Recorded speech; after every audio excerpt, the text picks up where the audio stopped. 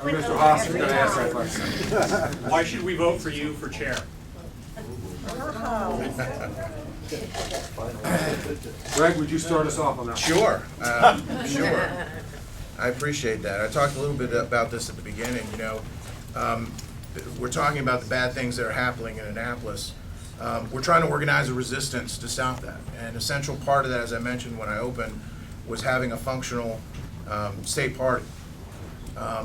And unfortunately, leadership culture of our state party has become increasingly insular. And in order to turn the party around and revive the spirit of common cause that we all have in the Republican and conservative communities, we need to transform that leadership culture. And that starts by electing a different kind of chairman.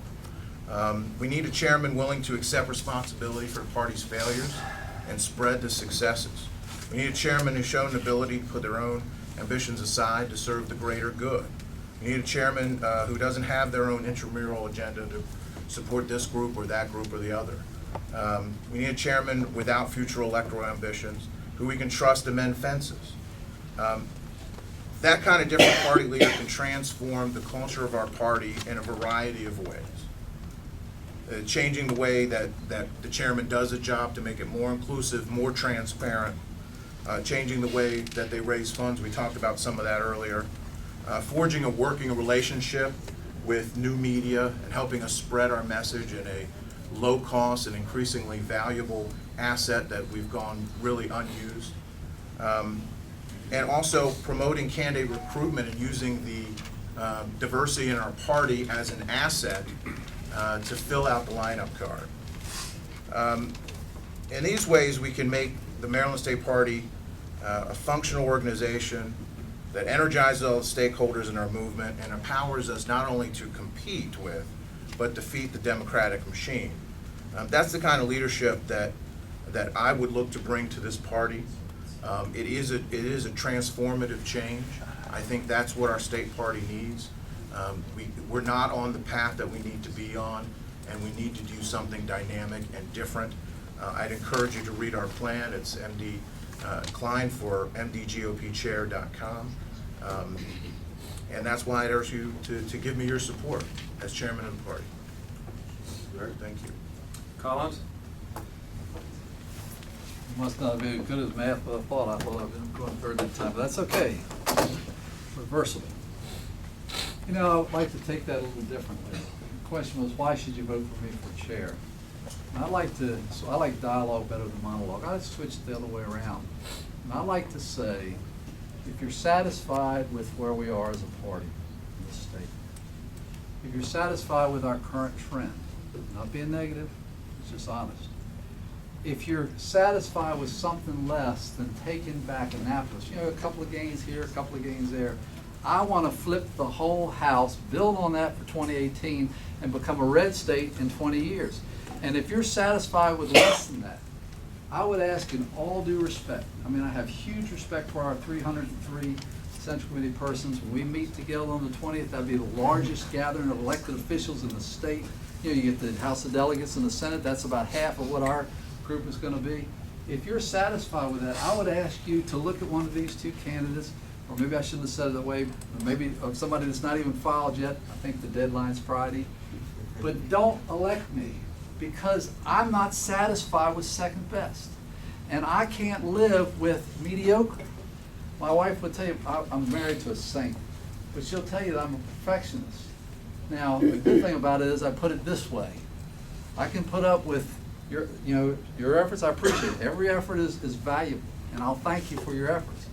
But if we don't flip the house in 2014, if we don't make huge gains, if we have a budget of about $350,000 for 2013. If you take our budget for the last 2 years at $350,000 apiece, and you divide that by the number of registered voters, that's $20 per registered voter. I'm not satisfied with that. I appreciate the 39,000 registered voters. A lot of them got there on their own. But if you can be satisfied with less than transforming our state, then I would ask you to seriously consider somebody else. On the other hand, if you will work with me, I'm not a dictator. We're going to do this with the will and the wisdom of the party as a whole. But if you'll work with me to transform this state so you can tell your grandchildren, I just had one in January, by the way, Tell your grandchildren, we did it in 2014, and we did it as a team, because we are a team, and we're a party, not an association or affiliation, and that means we stand for something. And if the voters vote for our party, they know they'll get something different. And we've got to communicate that message. Oh, but let's just see who registers and just promote them all no matter what they stand for. I won't sell that product. It can't be sold.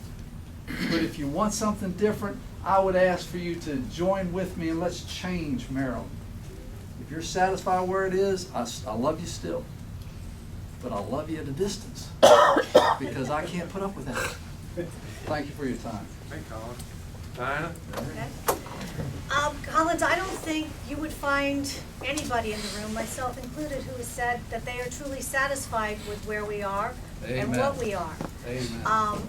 I don't think that anybody would claim that the Maryland Republican Party or the Maryland Republican Party leadership, myself included, is perfect. We are all, as you have mentioned, as we've all mentioned before, not tonight though, we are all paid exceedingly well for all the volunteer hours that we put in. It's really easy to do our tax returns on those incomes though, because we are all unpaid. All of the leadership at the state party level, the central committee levels, we are all paid, we are all unpaid. To that end, we do the best at trying to change the image, promote our party, promote our candidates, keep everything going. And I don't mean that as an excuse to say that we shouldn't have to do a better job.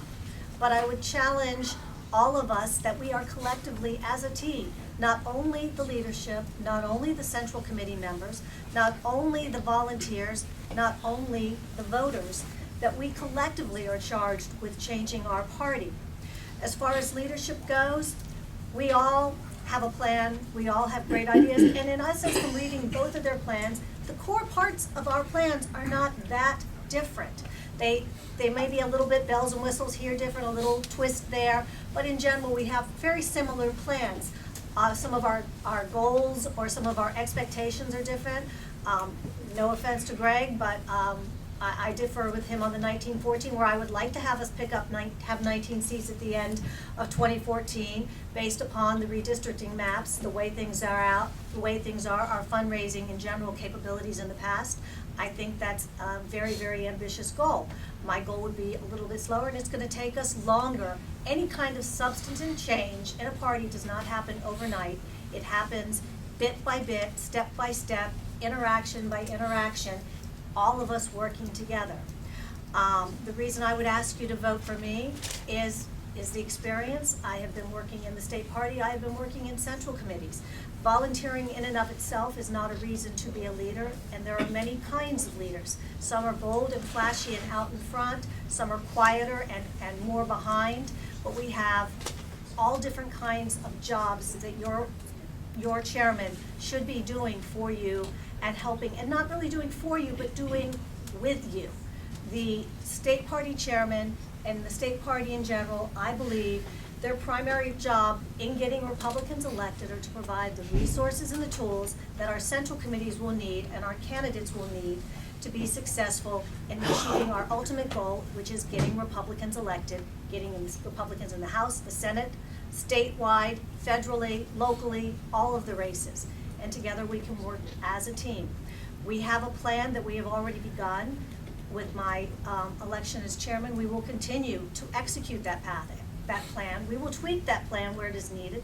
We expect, require, request, demand input from all of our stakeholders, all of our donors, on what's not right with that plan and how to make it better.